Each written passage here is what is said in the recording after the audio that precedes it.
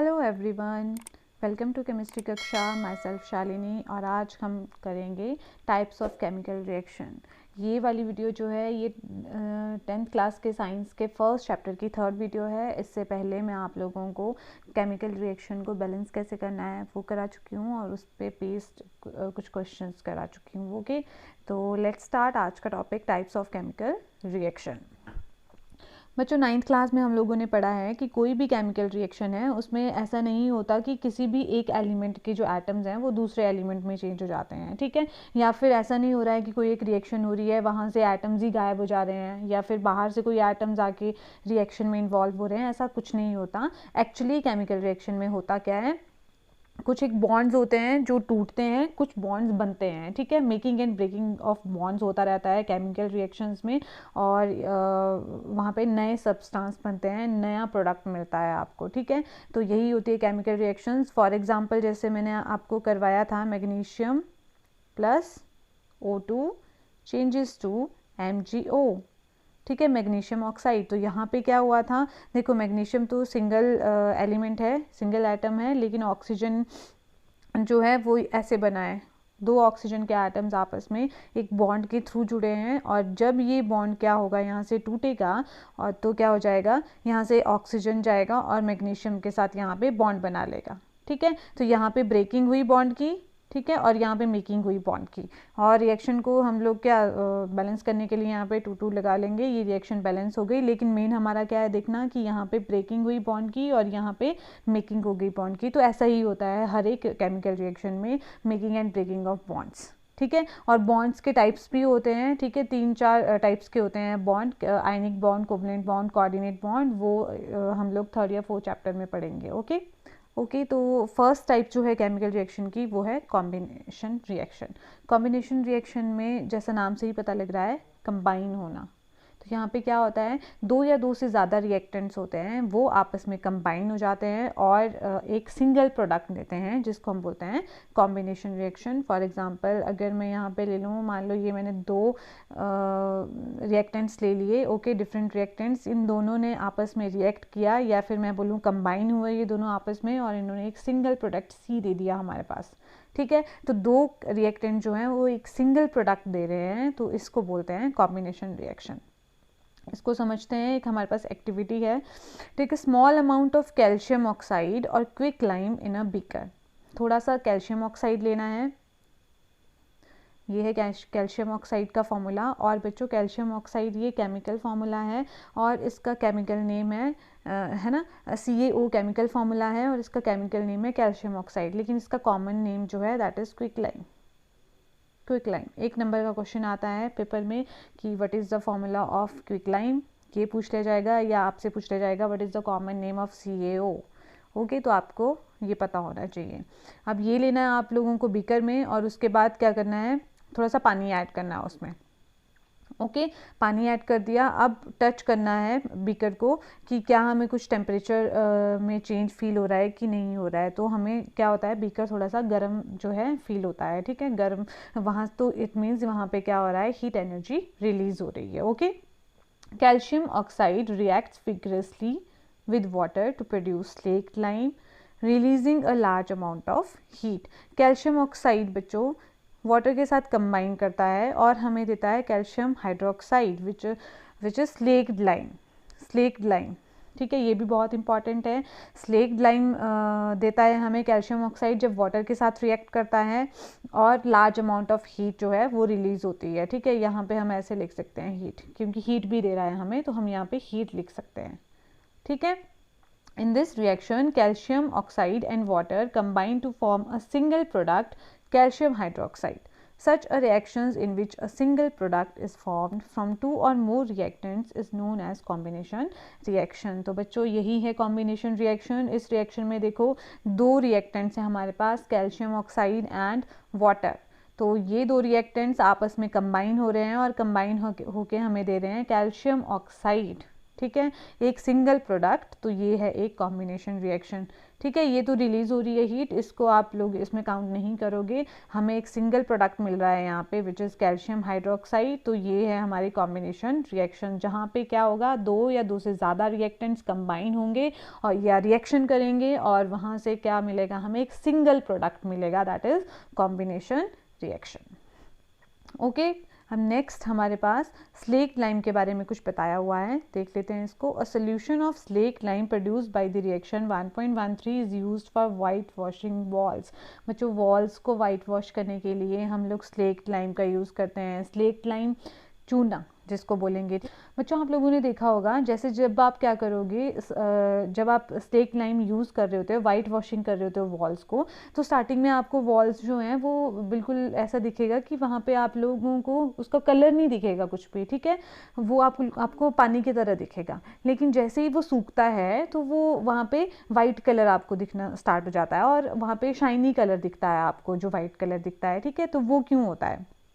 तो वो बच्चों इसलिए होता है क्योंकि जो कैल्शियम हाइड्रोक्साइड है, ठीक है, जो स्लेक्ट लाइम है हमारा, वो क्या होता है, जो हमारे एयर में कार्बन डाइऑक्साइड है उसके साथ क्या करता है, रिएक्ट करता है और कैल्शियम कार्बोनेट की लेयर बना लेता है वॉल्स के ऊपर।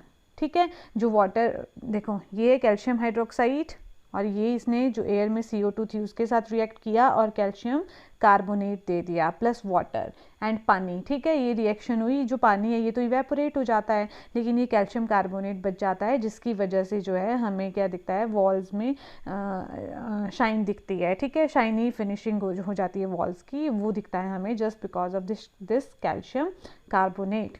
और बच्चों, ये जो कैल्शियम कार्बोनेट है, ये केमिकल फार्मूला जो मार्बल का होता है, केमिकल फार्मूला, वो भी कैल्शियम कार्बोनेट ही होता है। ठीक है, ये भी बहुत इंपॉर्टेंट है, इसको भी याद रखना है आप लोगों ने कि जो मार्बल का केमिकल फार्मूला होता है वो कैल्शियम कार्बोनेट होता है। ओके, तो ये थोड़ा सा था स्लेक्ट लाइम के बारे में। अब हम कुछ और एग्जांपल्स देख लेते हैं कॉम्बिनेशन रिएक्शन के, जैसे बर्निंग ऑफ कोल हो गया।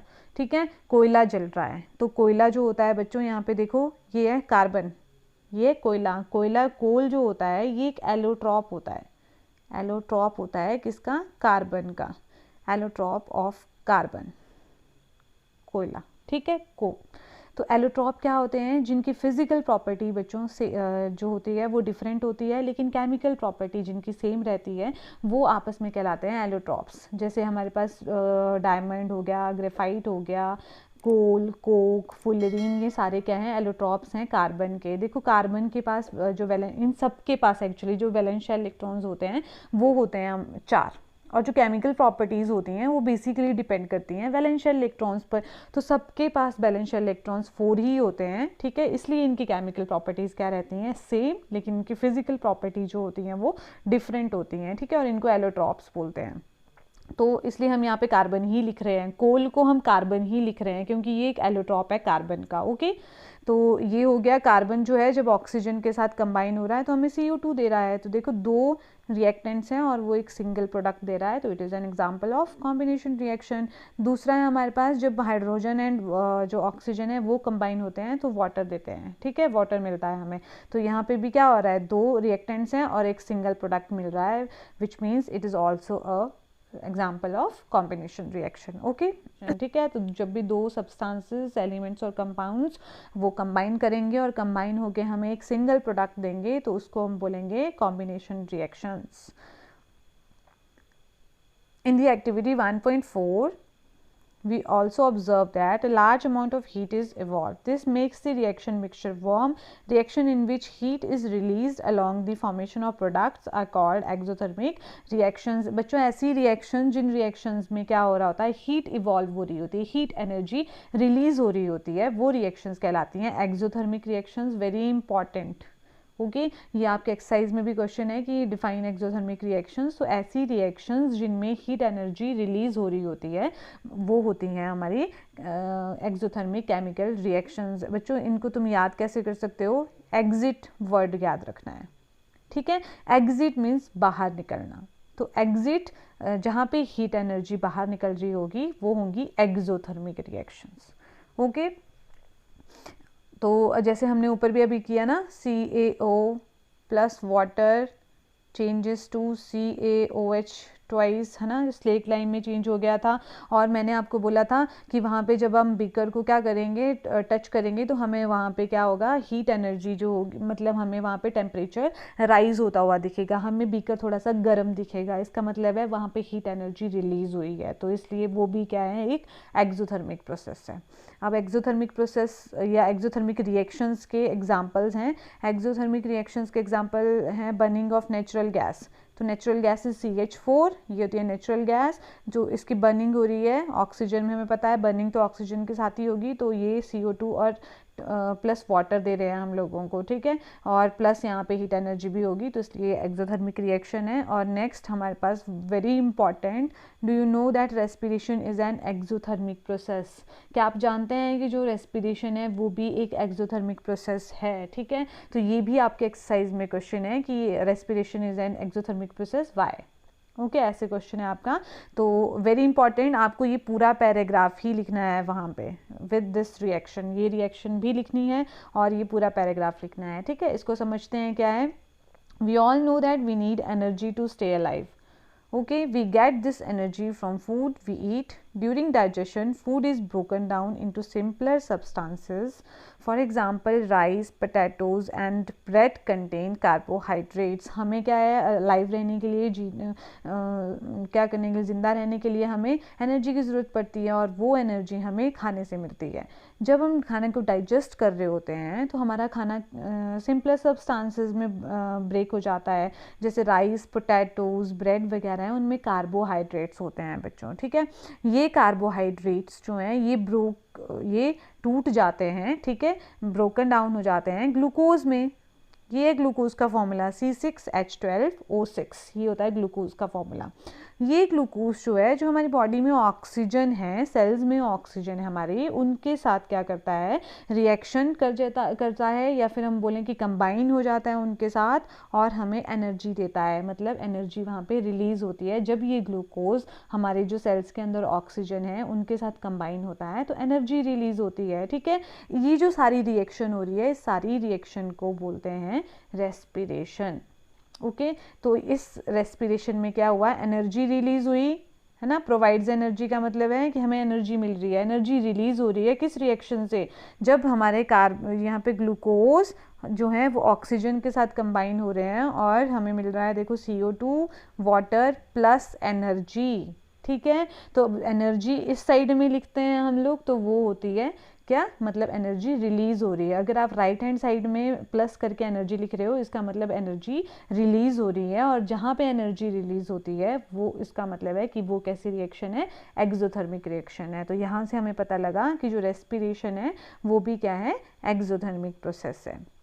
नेक्स्ट है हमारे पास एग्जाम्पल एक्सोथर्मिक रिएक्शंस का। The decomposition of vegetable matter into compost is also an example of an exothermic reactions. जो वेजिटेबल्स जो होते हैं जब वो डिकम्पोज हो जाते हैं, ठीक है, या फिर मतलब जब हम उनकी खाद वगैरह बनाते हैं, ठीक है, उनको कंपोस्ट में डालते हैं, तो वो भी एक एग्जाम्पल है एक्सोथर्मिक रिएक्शन का। वहाँ पे भी जो है वो हीट एनर्जी रिलीज होती है, ठीक है। या फिर बच्चों जो एनर्जी रिलीज होती है, ठीक है, वो एनर्जी वो हीट की फॉर्म में भी हो सकती है, वो आपकी लाइट की फॉर्म में भी हो सकती है। सिर्फ एनर्जी रिलीज होनी चाहिए, ऐसी रिएक्शंस होती हैं एक्सोथर्मिक रिएक्शंस। वो एनर्जी क्या बताया मैंने कि हीट की फॉर्म में भी हो सकती है और लाइट की फॉर्म में भी हो सकती है, ठीक है।